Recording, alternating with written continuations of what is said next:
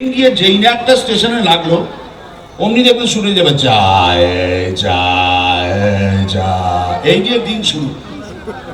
এরপর বেলা বাড়লে এক একজন ফেরিওয়ালা এক এক রকম স্টাইলে এক একটা জিনিস বিক্রি করতে আসে। এক একজন তো কি বিক্রি করছে সে প্রথমে ধরতেই পারবেন। বিক্রি করার স্টাইল বড় হলে বাঘের মুখে হাত দেবে।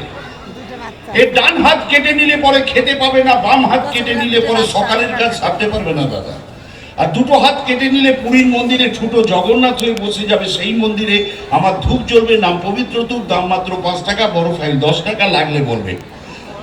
ও এমন জায়গাতে শুরু করে আর এমন জায়গায় গিয়ে শেষ করে বোঝারই জো নেই। আবার এক একজন তো এমন চমৎকার ছড়া কাটে, সেও শুনতে খুব মজা লাগে।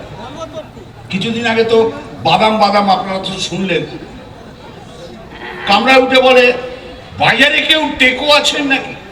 আচ্ছা ভাই দেবে, এখানে যদি কেউ টেকো থাকেন মাইন্ড করবেন না, আমি কিন্তু মজা করতে বলছি না, না আমারও করতে চলেছে। বাজারে কেউ টেকো আছেন নাকি? আজ যার মাথায় ভর্তি চুল কাল ভেবে পাবেন না কুল। মাথায় টাক হবে, টাক রোদে পড়বে, মাথা গরম করবে, বইয়ের সঙ্গে খিটিমিটি, ছেলের মাথায় করবে চাঁটি, কি দরকার ঝগড়া ঝাঁটি। আমার কাছে চলে আসুন, আমার তেল রাখবে হাসি খুশি, খুশি হবে আপনার শালির ছেলের মাসি। সেই রেলের চাকরিতে ইস্তফা দিয়ে আপনাদের খরাজ আপনাদের সামনে।